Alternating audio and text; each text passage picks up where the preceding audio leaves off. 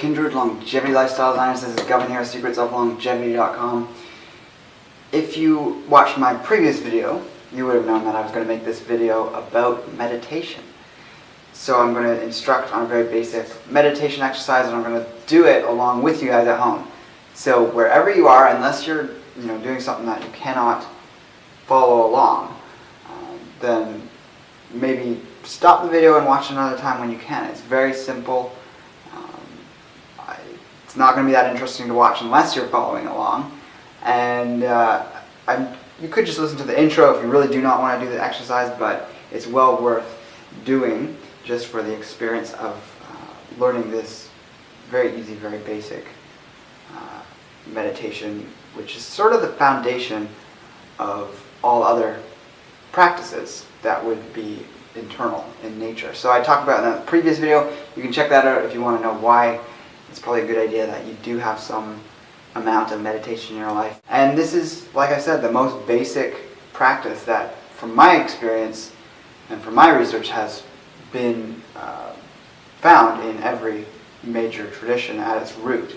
So whether it's many types of martial arts, they have this most basic meditation practice, various sects of Buddhism, various types of yoga. If you look to China and the various types of martial arts, Taoism, Qigong, and even Buddhism that come from there as well, this is, again, foundational. So essentially, it is just sitting, being aware of what's happening in the moment, not focusing on the breath, not focusing on anything in particular. In fact, there is absolutely nothing you have to do. The only thing you want to do is to maintain that you're doing nothing. So the moment you find yourself doing something, meaning mentally doing something, you want to bring your awareness back to just being present and aware.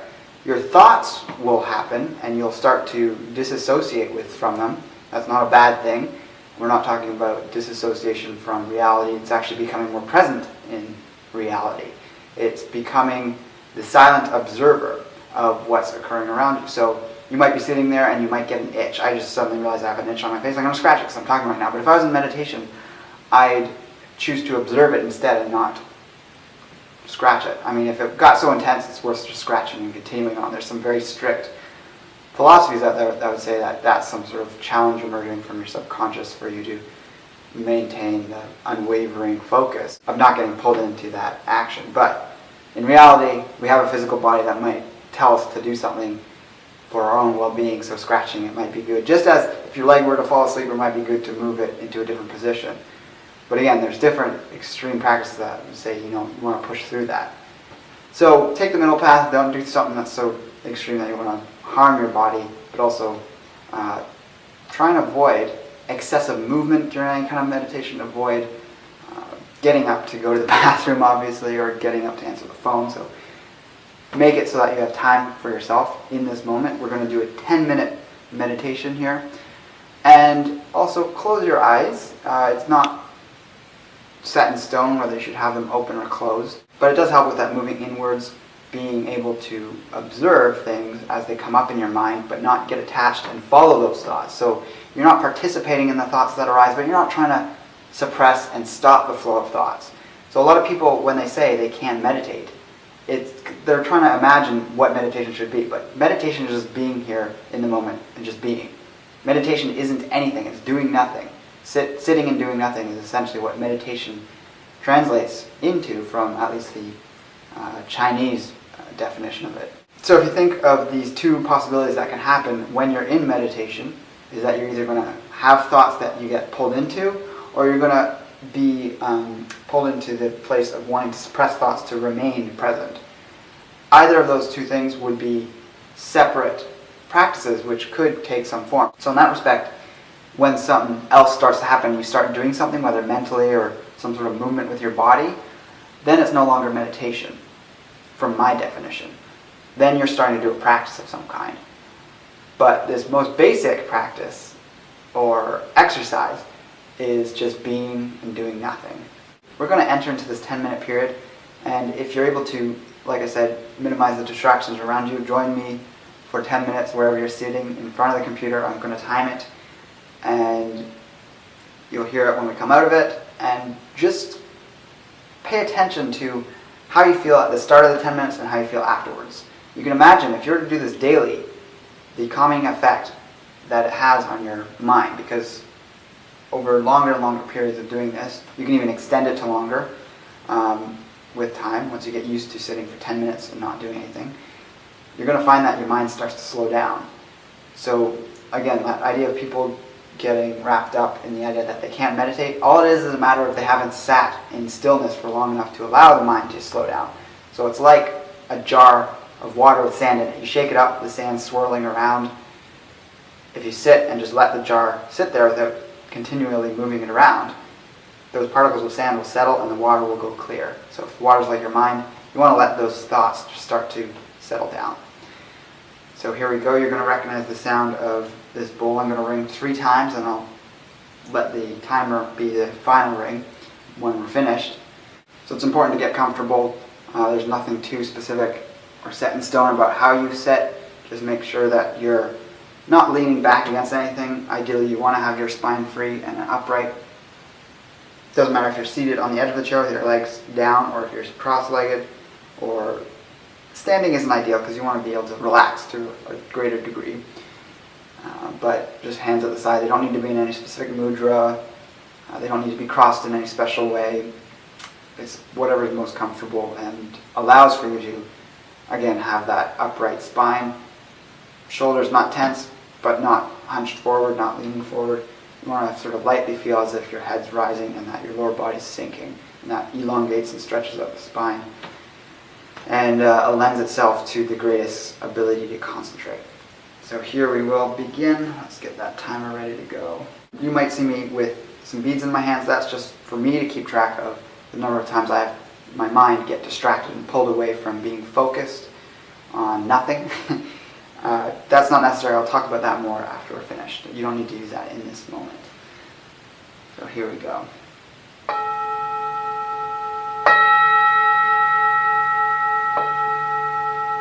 And begin.